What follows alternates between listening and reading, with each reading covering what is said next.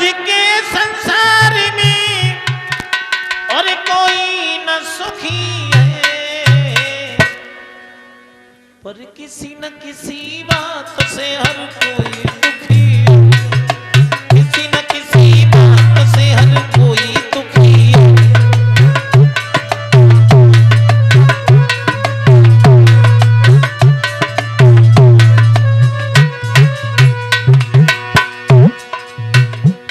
सर्व सुख भगवान ने किसी को नहीं दिया। कोई किसी बात से दुखी है तो कोई किसी बात से दुखी है। किसी के पास में भोजन है तो भूख नहीं है, किसी के पास में भूख है तो भोजन नहीं है, लेकिन हर आदमी दुखी है। कोई दुखी संतान को कोई संतान से, किसी के पास में संतान है वो इसलिए दुखी है क्योंकि संतान बात नहीं मान रही है, गलत रास्ते पर चल रही है, वो इस बात से दुखी है। और किसी के घर में एक बिटिया तक नहीं है, वो इसीलिए ही दुखी है, लेकिन दुखी हर कोई है। कोई दुखी संतान से कोई संतान को, कोई दुखी अपमान से कोई सम्मान।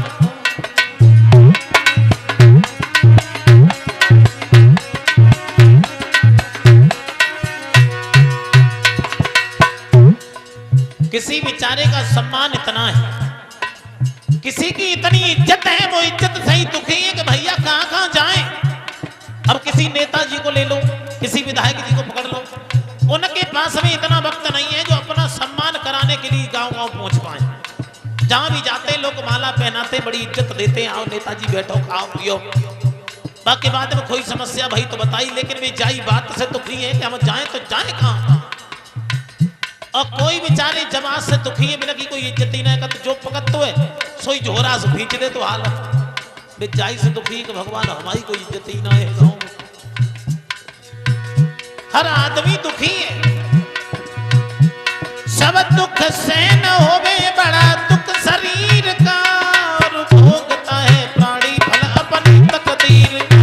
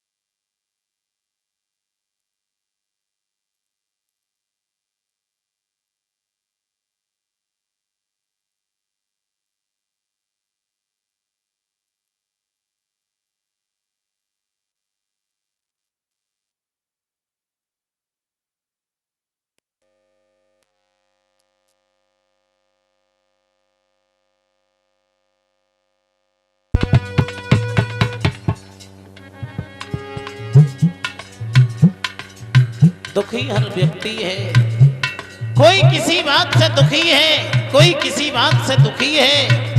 सब दुख सहन हो जाते, बड़ा दुख शरीर का। अगर हमारे शरीर में कोई परेशानी है, कोई बीमारी है, कोई तकलीफ है, तो इससे बड़ा कोई दुख नहीं है। गोस्वामी तुलसीदास जी भी लिखते हैं, पहलो सुख निरोगी काया। चाहे पैसा हो या ना हो, अगर शरीर स्वस्थ है, शरीर में कोई बीमारी नहीं है, कोई परेशानी नहीं है, तो इससे बड़ा सुख दुनिया में कोई नहीं है। सुख तो में से कई प्रकार के बताए हैं कि पहलो सुख निरोगी काया, दूसरो सुख होई घर में माया, तीजो सुख सुलक्षण नारी, चौथो सुख सुत आज्ञाकारी, पंचम सुख नंगर में वासा, छठवें सुख पंचन के दासा। सुख तो कई एक प्रकार के बताए, लेकिन पहला सुख क्या है? अगर शरीर में कोई रोग नहीं है, शरीर में कोई बीमारी नहीं है, कोई परेशानी नहीं है, तो इससे बड़ा सुख दुनिया में कोई नहीं है।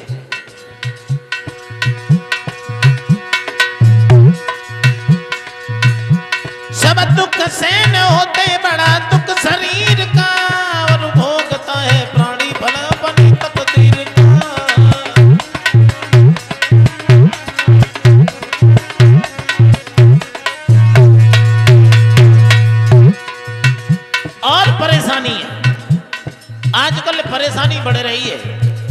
कैसे बढ़ रही है।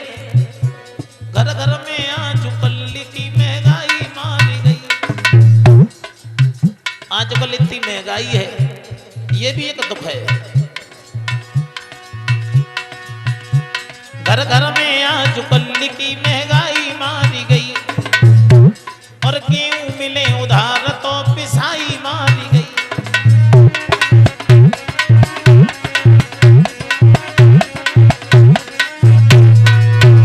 और फैशन के तौर कपड़ा की सिलाई मारी गई, बूढ़े से लेके बच्चों की दवाई मारी गई।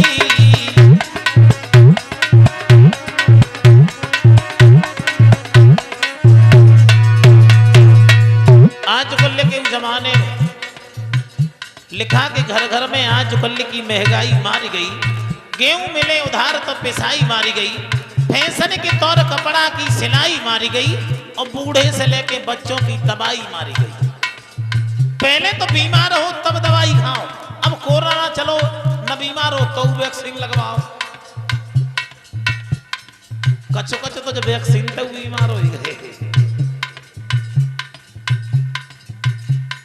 कहने का मतलब ये है, हर बातें अलग अलग है। दुखी हर आदमी है। पहले कभी कोई परेशानी आ जाती थी गांव पर, अगर परिवार पर, तो सब लोग इकट्ठे बैठ जाते थे। भैया बाहर परेशानी है, मुसीबत है, सब लोग इकट्ठे जाओ, एक एक करके न जाओ। या कोई रास्ते पे डर वाली बात होती थी, सब लोग इकट्ठे चलो भैया, अच्छा अच्छा लोग बाजार में जा रहे हैं, इकट्ठे चलो सामान लेके आएंगे। अब अगर इकट्ठे गए तो मार खाएंगे, क्योंकि 2 गज दूरी है और मास्क जरूरी है। सबसे पहले मोबाइल टच, फिर घड़ी बनी टच, फिर बाकी बाद में लैपटॉप भाई टच, बीमारी टच। अब तो ऐसा हाल हो गया जैसे पुराने जमाने में जब कक्षा 1 में पढ़ते थे, कक्षा 1 में पढ़ते थे तब एक कविता आती थी कि मछली जल की रानी है और जीवन उसका पानी है। हाथ लगाओ डर जाएगी, बाहर निकालो मर जाएगी। अब वो ही आदमी को हाल हो, हाथ लगाओ डर जाएंगे कोरोना हो जाए, और कहते बाहर भेजे तो पुलिस की इतनी लाठी पड़े जो पिटते ही पिटते मर जाएंगे। तो वो आदमी कोई हाल हो ही रहा हो। और खैर हमारे दिमाग में तो एक बात आई है तो कहेंगे